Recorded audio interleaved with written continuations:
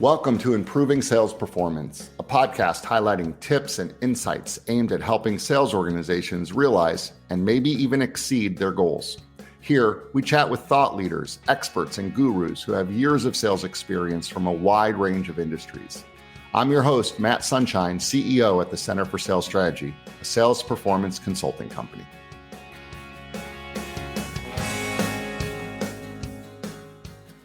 We're so proud to be celebrating Women in Sales Month once again. For each week in October, we have an amazing slate of women sales leaders who will be sharing their unique insights.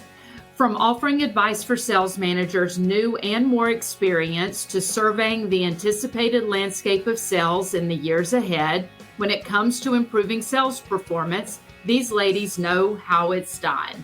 I'm Stephanie Downs, Senior Vice President and Senior Consultant at the Center for Sales Strategy. I'll be joining Matt Sunshine on the show for the entire month of October.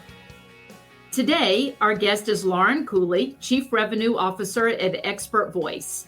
Lauren brings so many awesome points to the table, such as how the pandemic challenged us and changed us for the better, why you shouldn't want a team of you, but instead a team of people who are authentically themselves, and finally, how even with the rate at which the world is changing, there's still no substitute for spending time with your people.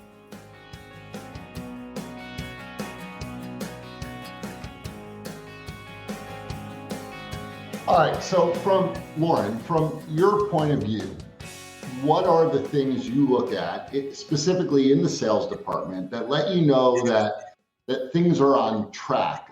I mean, said another way, are there 3 to 5 KPIs, key performance indicators that you're specifically paying attention to? Mm-hmm. Yeah, absolutely. I think we can break that down into the data that we look at and then outside of the data. So in the data set, I look a lot at pacing because I really want to understand where are we now to finish versus what did we do last year? What's changed? What will impact that? How long are opportunities staying in stages? Mm-hmm. Knowing that if we don't move that velocity and if something's been there a really long time, it's probably more of a wish than something that we can expect.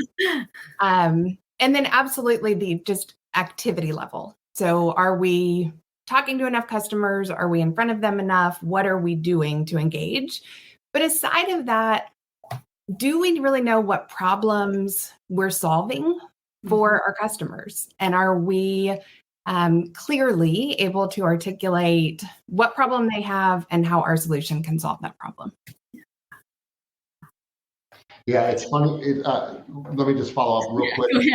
But it's funny. I was just earlier today having a conversation with a sales leader, and we were similar conversation, not exactly the same, but the time in stage, we got deep into that.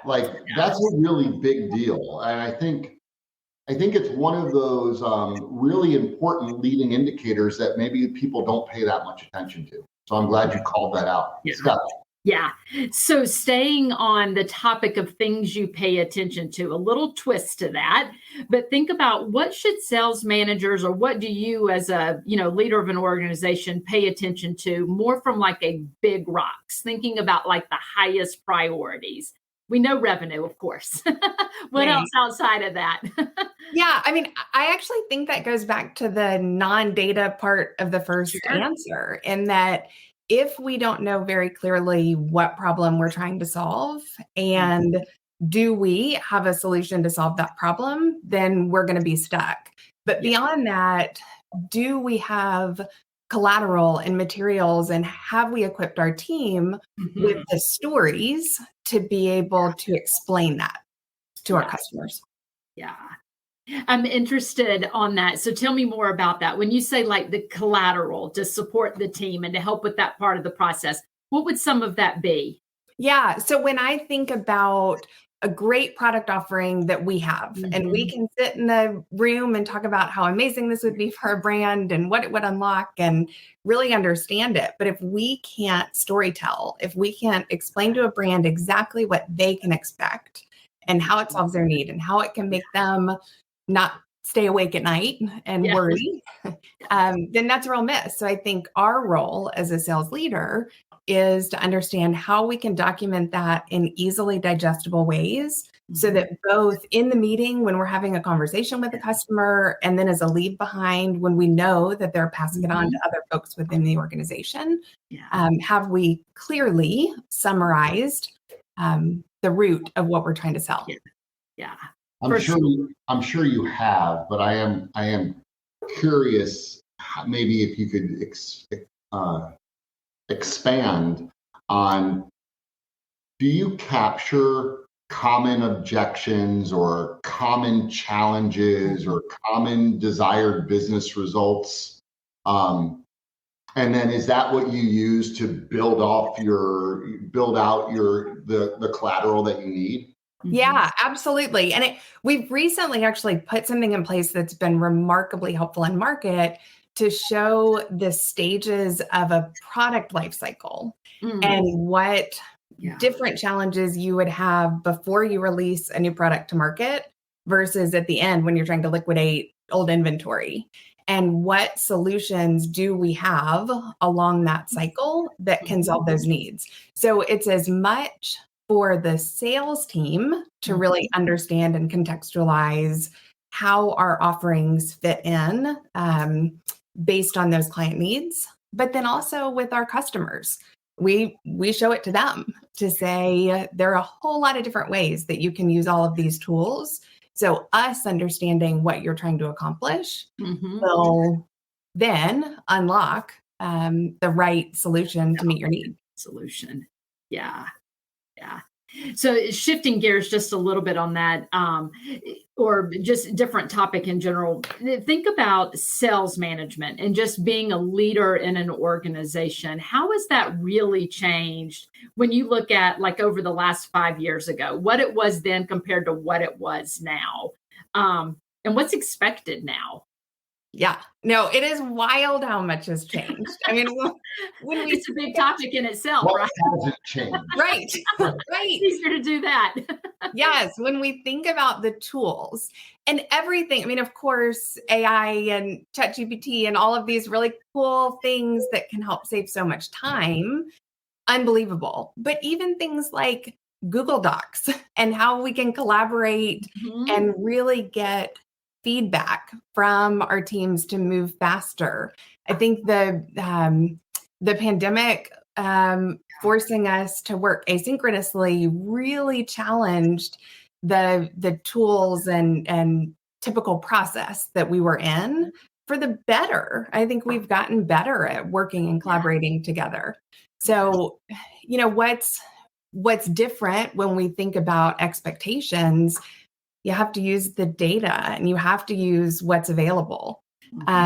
If we're selling with insights, if we're leading with insights and really coming up with great valid business reasons, then we've got to go do the research to make sure that it's appropriate and relatable to our customers. And so I think you can really clearly and quickly tell who's leaning into the concepts and who's using those tools versus those that are not.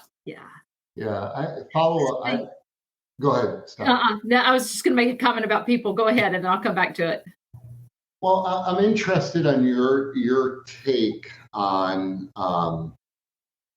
what makes a great sales leader today. But let me put it this way: the job of middle management for the longest time was really the collection of reports, right? It was the middle manager talked to the sales force to learn everything that was going on, gathered all that information, and then presented it to the upstream manager.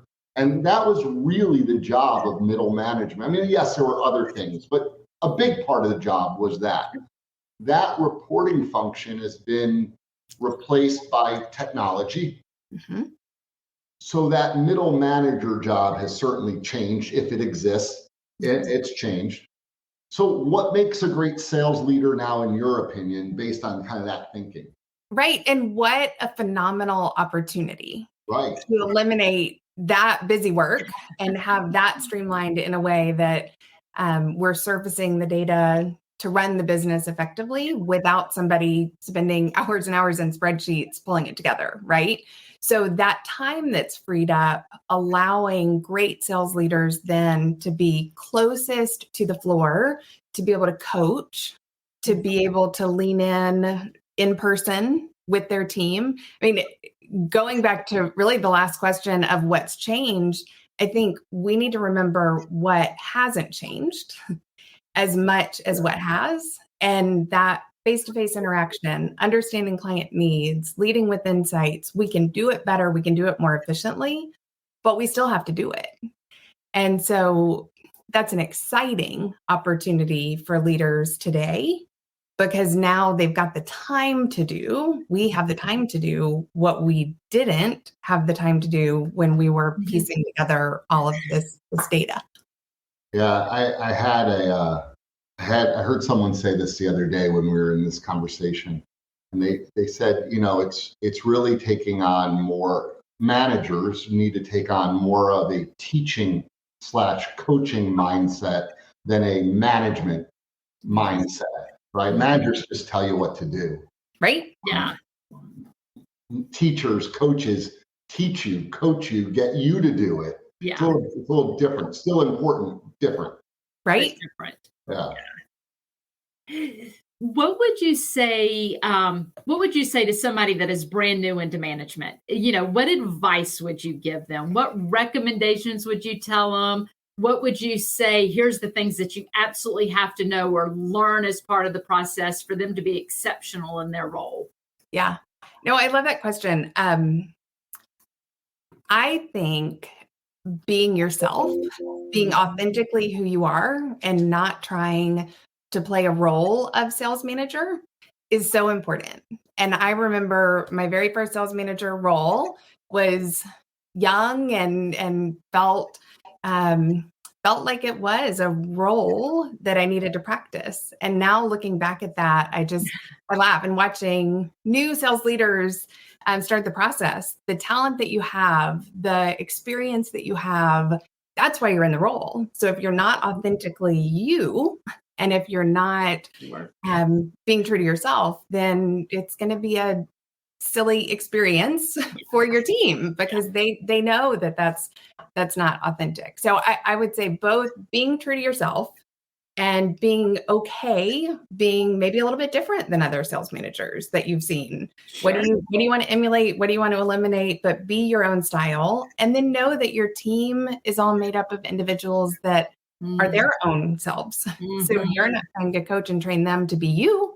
You don't want a team of you. You want a team of phenomenal folks that are authentically them too. That's right.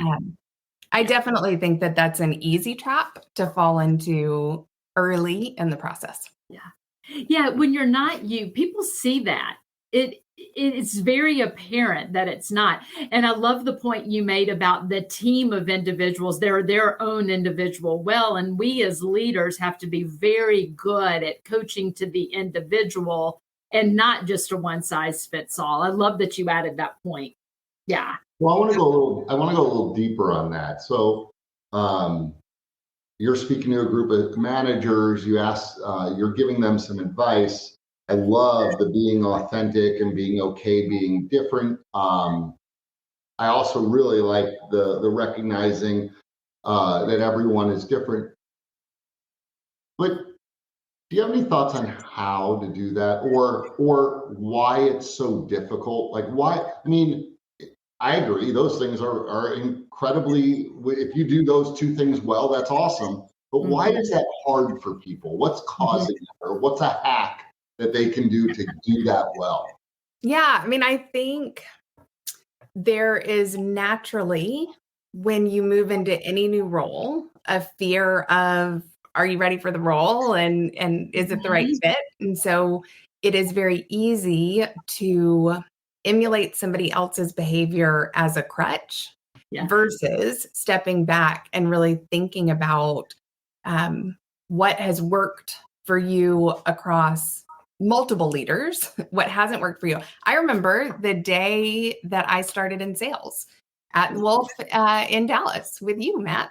The day that I started in sales, my dad had given me a notebook and he said, I want you to write down what are you going to emulate and what are you going to eliminate, and know that you're watching people and you're learning from every single thing you're doing. And I have carried that with me, both the notebook and the thought of how do I want to lead? How do I want to approach? How do I want to treat people? How do I want people to feel around me? Mm-hmm. And I think that has informed my own leadership style so much, knowing that it isn't going to be, what I perceive it to be. It's the combination of a whole lot of styles. Yeah. Love that. I think that's exactly true. And, one of the things that you said is one, be comfortable being yourself, be different. I like that. The other thing that you said, which is just as important and kind of speaks the other way, is figure out who and what you're going to emulate. Mm-hmm. Right? What we all borrow from everybody, right? We all sure. Yeah. In talent focused management, one of the things that we used to talk a lot about is trait borrowing. Yeah. Right? What traits? So what do you capture from that, Matt? What are you not going to do that manager did that drove you absolutely crazy? What are you going to do? Yeah. And I don't see those two things at odds. I don't see being yourself and emulating. I think that's how you do develop your own style, but knowing that it has to feel comfortable to you. Ultimately, it has to feel right for you. Mm-hmm. Yeah. All right. Maybe the final question, maybe not. We'll see where it goes. So this is kind of a looking into the future question, but before we look into the future, let's maybe remind ourselves of what the last 3 to 5 years has meant. So in the last 3 to 5 years in the sales departments, we've seen better sales enablement tools. We've seen better lead generation tools. We've seen AI make an impact. We've seen a division of labor strategy being implemented more and more and more. We've seen the bigger differentiating between performers and non-performers. Much bigger. We've seen the adaptation of video meetings happen in a huge significant way. So that's like if we were to look back over the last 3-5 years, we'd say, look at all the changes and we'd call them out. All right, now taking out your crystal ball and looking into the future, look ahead 3 to 5 years. Tell us what you think are some of the changes that we'll see in our sales department looking ahead. Yeah, I definitely think we'll continue to see the rapid evolution of all of those things continue. So I think we've just scratched the surface. As I think about the tools, and I love them. I use AI every day. I mean, I absolutely love and appreciate the time savings. I think one of the biggest needs and challenges over the next 3 to 5 years is to make sure that we are adding that layer of authenticity into what is generated. Things have become easier. You can do so much with a click of a button. You have to lean into the relationships, lean into the client needs, focus on all of those fundamentals. And my biggest worry is when I look at brand new salespeople coming into this amazing profession, that they will see these tools as the way to operate and forget to layer on, did this auto-generated walk track, does that work for me? Does it match my style? Does it match the style of the customer? Am I in front of my customer physically enough? Or am I relying on cadences to accomplish the work that can be done and can be done well, but can't be done perfectly and lead to the results we need? Because it's really good. It may get you 85 or 90% of the way there, but it's not all of it, right? So how do you do that? How do you as a leader coach a team and lead a team through that so they don't lose the human element. I think that, I don't know how else to say that, but the human element of it. How do you coach to that, or how do you make sure that doesn't get lost in the process? Because that Yeah. piece is never going to go away, or it shouldn't. It can't, Yeah. right? Right. Right. And I think that's still about holding teams accountable to face-to-face meetings and getting in front of our customers and having that breaking bread. We've got to be with them and know the value of that. So really spending time in sales meetings, celebrating the outcomes from that behavior. We talk so much now about the new tools and the exciting stuff, and it's awesome. And we should. And also, we've got to talk about what happens when we're in front of customers, when we're with them, when we're really diving in beyond what can be done through systems. Yeah. I love the celebrating outcomes. And also, I mean, you're recognizing the behaviors you want to continue seeing more of, right? And it's not that we want the technology piece to go away. It is helping us in so many different ways, drastically helping us get better in a lot of ways. That's not going to go away. We just need to make sure that both things are happening. Right. Yeah. So I took some notes while you were just talking. And because I think this is really important. I think this last thing that we're focused on, what do we think it's going to look like in the future and in the future, not being, 20 years, but in the next 3 to 5 years. And I'm just going to paraphrase some of the points that you made, but to sum it up, and then I want your comment if there's more comment to be made. One, that there will be more technology and it will get better and better and better as it goes.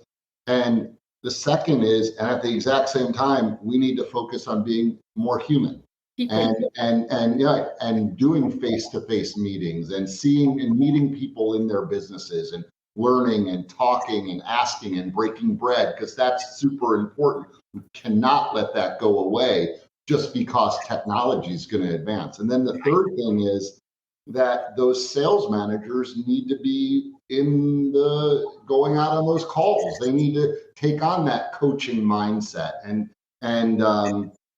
that job will significantly change in being more of a coach than ever before. And then the last thing you touched on, and I think that there's a lot there, is new salespeople entering the sales department.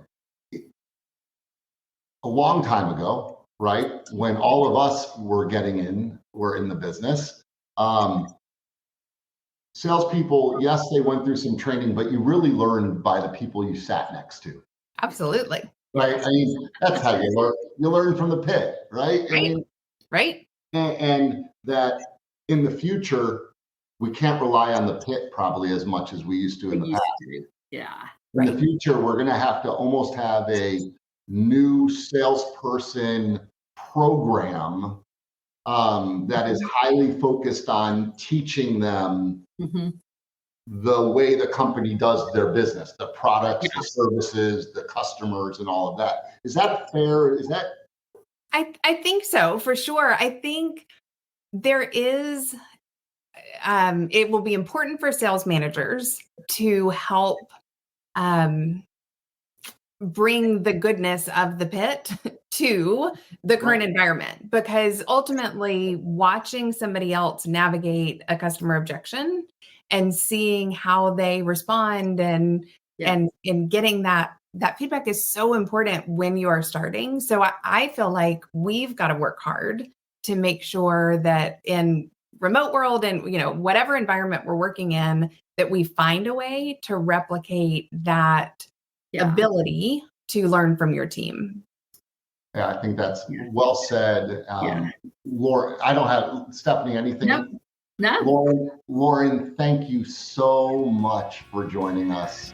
You are so wonderfully talented and so good at what you do, and having you here today to talk about this kind of stuff is so great, and we can't thank you enough. So if you want to connect with Lauren, we will put Lauren Cooley at ExpertVoice. If you want to connect with her, we'll have all of her contact information, her LinkedIn connection in the show notes, and you can do that. And we certainly look forward to seeing everyone else on the next episode of Improving Sales Performance. This has been Improving Sales Performance. Thanks for listening. If you like what you heard, join us every week by clicking the subscribe button. For more on the topics covered in the show, visit our website, thecenterforsalesstrategy.com.